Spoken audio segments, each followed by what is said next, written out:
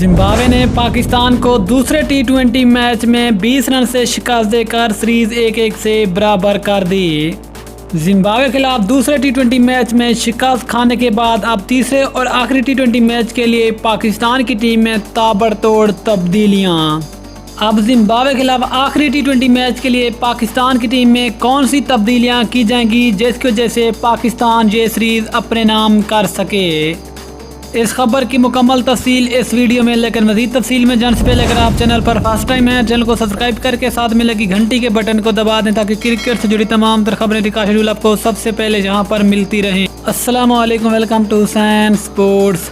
आपको तफसील से आगाह करते चलें कि जिम्बाब्वे ने पाकिस्तान को दूसरे टी20 मैच में शिकस्त देकर सीरीज 1-1 से बराबर कर दी है। आज जिम्बाब्वे ने पाकिस्तान को इबरतनाक शिकस्त देकर पाकिस्तानी क्रिकेट टीम को एक और सबक सिखा दिया कि किसी भी टीम को हल्का नहीं लेना चाहिए। दूसरे टी20 मैच में शिकस्त खाने के बाद अब आखिरी 20 मैच के लिए पाकिस्तान की टीम में यकीनन बड़ी बड़ी तब्दीलियां होंगी। अगर आखिरी 20 मैच के लिए पाकिस्तान की टीम में मेरिट पर तब्दीलियों की बात करें तो पाकिस्तान की प्लेइंग इलेवन में 4 मेरिट पर तब्दीलियां बनती हैं जो यकीन आखिरी टी20 मैच में की जाएंगी। अगर उन 4 तब्दीलियों की बात करें तो नंबर 1 पे नाम आते फ़खर ज़मान, जिसने वनडे में तो अच्छी कारकर्दगी का मुजाहरा किया लेकिन अफ्रीका के खिलाफ सिर्फ एक ही निफ सेंचुरी स्कोर कर पाए।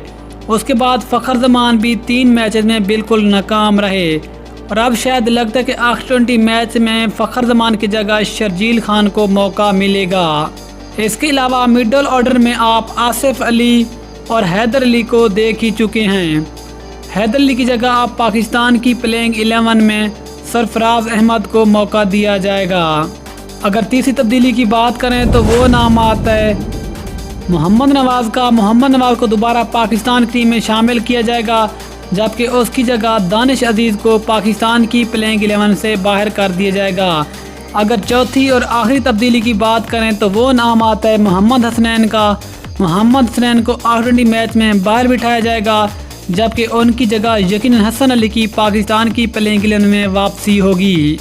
दोस्तों, फिर आप ख्याल में पाकिस्तान की प्लेइंग 11 में ये 4 तब्दीलियां कैसी रहेंगी नीचे कमेंट में ज़रूर बताएं। मिलते हैं किसी अगली वीडियो में, तब तक के लिए अल्लाह हाफिज़। पाकिस्तान जिंदाबाद।